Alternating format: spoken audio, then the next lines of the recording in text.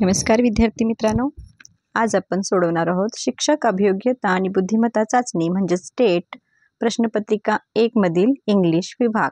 तर 12 डिसेंबर 2017ला झालेला हा पेपर होता पहा। त्यामधील आज आपण इंग्लिश विभाग पाहणार आहोत। तर दुसराच प्रश्न इंग्लिशचा होता पहा, काय होता?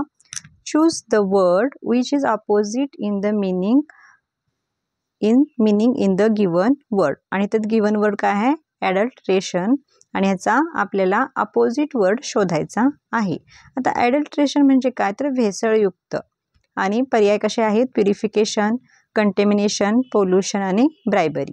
तर ॲडल्ट्रेशन म्हणजे भेसळयुक्त आणि त्याच्या विरुद्ध होणार प्युरिफिकेशन। तर आपण इतर शब्दांचे अर्थ पाहू। कंटेमिनेशन म्हणजे इन्फेक्शन किंवा पोल्युशन। त्यानंतर हे पोल्युशन म्हणजे काय? प्रदूषण। आणि ब्रायबरी म्हणजे लाचलुचपत किंवा काय ते भ्रष्टाचार। काय तो? भ्रष्टाचार। त्यानंतरचा पुढील प्रश्न बघा, 7 नंबरला इंग्लिशचा परत आलेला आहे। Choose the word which is most similar in the meaning to the given word. आणि वर्ड आहे बिगिन। काय आहे? वर्ड आहे बिगिन। तर ह्याचं काय करायचं आहे? आपल्याला सिमिलर वर्ड शोधायचा आहे। सिमिलर म्हणजे काय? तर सिमिलर म्हणजे समानार्थी। बिगिन म्हणजे काय? सुरुवात। तर 4 शब्दांचा इथे कन्क्लूड म्हणजे काय होतो? शेवट होतो। तर त्याचा योग्य पर्याय असेल काय? D terminate. काय असेल? D terminate. सॉरी, टर्मिनेट नाही, तर ह्याचा पर्याय क्रमांक कमेन्स पर्याय क्रमांक 1 येणार आहे। पर्याय क्रमांक 1 बिगिनच्या सिमिलर वर्ड काय? कमेन्स। त्यानंतरचा प्रश्न पाहू। 18वा प्रश्न आलेला आहे बघा। Out of the given option choose the most appropriate one to fill in the blanks. The boy dash dash on the burning deck. तर याचं योग्य उत्तर काय येणार? The boy stood on the burning deck. त्यानंतर पुन्हा 24 नंबरला आलेला आहे बघा प्रश्न इंग्लिशचा। He was dash dash first man to arrive. तिथं योग्य आर्टिकल घालायचं आहे, उपपद। तर द फर्स्ट आले म्हटल्यानंतर the he was the first man to arrive. पर्याय क्रमांक ए। पर्याय क्रमांक ए। त्यानंतर 45 नंबरला परत इंग्लिशचा आहे बघा। खालील शब्दांची शब्दकोशानुसार मांडणी करा। होस्ट, हेब्झर्ड, हॅस्ट, हँग, अँकरची। तर आपल्याला ह्या ठिकाणी काय डिक्शनरी स्किल आपल्या इथं त्याने बघितलं आहे। तर आता जर पहिले अक्षर समान असतील तर आपण 2 नंबरचं अक्षर पाहायचं। 2 नंबरचं अक्षर जरी समान असेल तर 3 नंबरचं अक्षर पाहायचं। 3 नंबरचं समान असेल तर 4 नंबरचं पाहायचं। तर आता पाहूया। तर बघा इथं योग्य जोडी आहे पहिल्यांदा HAND म्हणजे पहिल्यांदा H सगळ्यांत कॉमन आलं। त्यानंतर ए सुद्धा किती 4 शब्दातून कॉमन आहे। ओ तर ए नंतरच येतो ABCD अल्फाबेटप्रमाणे। त्यामुळे हा शब्द तर काय येणार? शेवटीच येणार। त्यामुळे ह्या राहिलेल्या ह्याच्यातून आपण जोड्या लावून घेऊ। तर बघा पहिल्यांदा येणार अँकरचीप, कारण HAND आहे। आणि 2 नंबरला येणार हँग।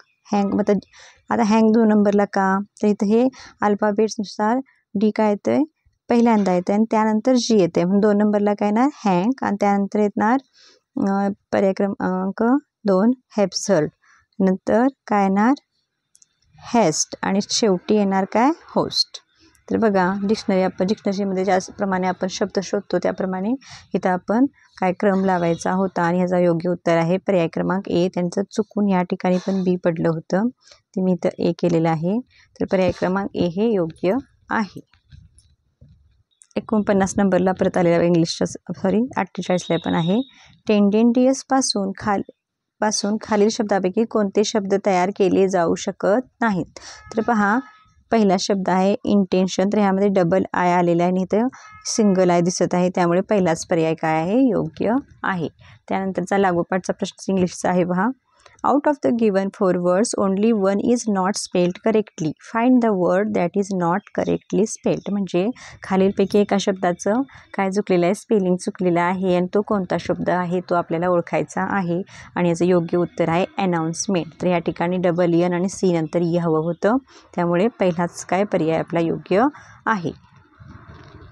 त्यानंतर 64 नंबरला परत आलेला आहे बा इंग्लिशचा। Out of the given option choose the one which is the correct indirect speech of the sentence given below. म्हणजे ह्या ज्या वाक्याचं आपल्याला इनडायरेक्ट स्पीच ओळखायचं आहे. Sameer said I am very busy now. तर ह्याचं योग्य काय होणार? Sameer said that he was very busy then. म्हणजे हे अवतरण चिन्ह काढून टाकलं जातं आणि ते दॅटनं वाक्य जोडलं जातं. आय एमचं काय होणार? He was. आणि नावचं काय होणार? देन. त्यामुळे पहिला पर्यायच योग्य आहे. पुढचा 82 नंबरला आलेला आहे बघा. Out of the given option choose the one which is the correct passive voice of the sentence given below. आणि सेंटेन्स आहे हू डीड धिस वर्क. तर ह्याचं पॅसिव्ह व्हॉइस कसं होणार? By whom was this work done. By whom was this work done. पर्याय क्रमांक C. पर्याय क्रमांक सी. पाहायचं 92 नंबरला. Out of the given 4 words only one is spelled correctly. Find the word that is correctly spelled. तर इथं अकोमोडेशनचं spelling correct आहे. बाकीचे सर्व स्पेलिंग काय झालेले आहेत? चुकलेले आहेत. त्यामुळे आपलं पर्याय क्रमांक 1 हे योग्य उत्तर आहे. या संदर्भात मी या ठिकाणी तुम्हाला कॉमनली जे मिसस्पेल्ड वर्ड असतात ते दिलेले आहेत. पहा, सगळे तुम्ही नोट डाऊन करा. स्पेलिंग आहेत तसे. त्यानंतर ह्याच्यावरचा स्वाध्याय पण इथं आहे, तोही तुम्ही सोडवू शकता. इथं आन्सर पण आहेत त्याचे. पहा, सराव सोडवून झाल्यानंतर तुम्ही आन्सर्स चेक करा.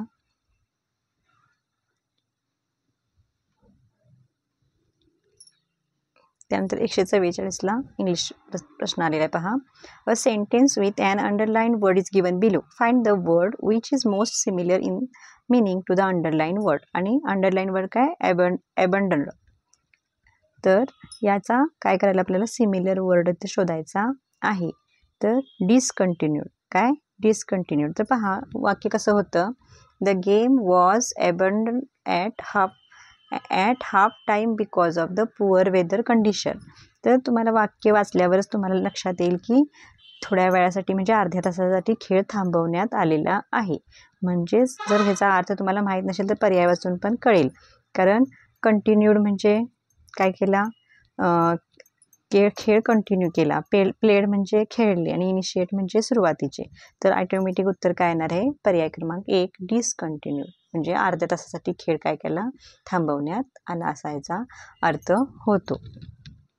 त्यानंतरचा 147ला प्रश्न आहे. पहा, a sentence with an underlined idiomatic expression is given. What is the meaning of the idiomatic expression? काय? Asleep at the switch in the sentence given below. काय एडियम आहे? Asleep at the switch. आणि कसं वाक्यात उपयोग केला बघा. The security guard fell asleep at the switch and a robber broke in. आणि ह्याचा काय अर्थ आहे? हे होतो failed to do one's duty at the proper time. काय होतो? Failed to do one's duty at the proper time.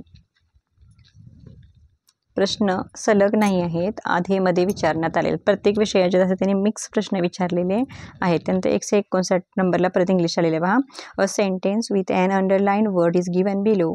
Find the word which is opposite in the meaning to underline word from the given option. म्हणजे हे ज्या underline word आहे त्याचा आपल्याला काय विरुद्धार्थी शब्द शोधायचा आहे.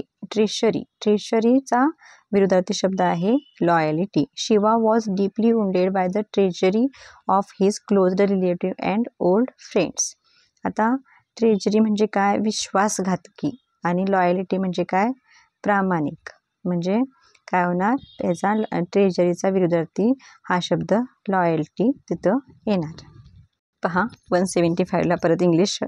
अ sentence with an underlined phrasal verb is given below. Out of the 4 options choose the one which can be substitute for the given phrasal verb. Got away. Got अवेसाठी आपल्याला काय करायचं आहे की शब्द शोधायचा आहे. तर कसं आहे पहा, फ्रेजल वर्ब काय आहे?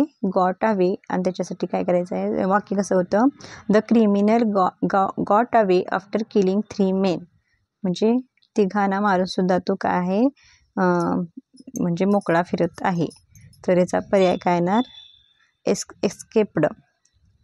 एस्केप्ड म्हणजे सुटका झालेला आहे. तो इम्प्रिझन्ड नाही आहे. तो इम्प्रिझन्ड हवा होता म्हणजे तो जेलात हवा होता. तर तो कसा आहे? मोकळा. म्हणजे एस्केप्ड. सुटका झाली आहे त्याची. पर्याय क्रमांक 3. पर्याय क्रमांक 3. पहा, out of the given option which best expresses the meaning of the given proverb. Empty vessels make the most noise or sound. म्हणजे काय की आपल्या मराठीत एक म्हण आहे बघा, उथळ पाण्याला खळखळाट फार, त्याप्रमाणे ही म्हण आहे. तर बघा, people who talk a lot and frequently express their opinion are often stupid. हा त्याचा अर्थ आहे. पर्याय क्रमांक बी. अशा प्रकारे आज आपण शिक्षक अभियोग्यता व बुद्धिमत्ता म्हणजे टेटमधील कोणता इंग्लिश विभाग 2017ला झालेल्या पहिल्या प्रश्नपत्रिकेतील सोडवला आहे. यानंतर दुसऱ्या भागामध्ये मी आपल्यासाठी याच प्रश्नपत्रिकेतील गणिते सोडवून देणार आहे. जर व्हिडिओ आवडला असेल तर लाईक करा, तुमच्या मित्रमैत्रिणींना शेअर करा आणि माझ्या चॅनलला सबस्क्राईब करा. थँक्यू.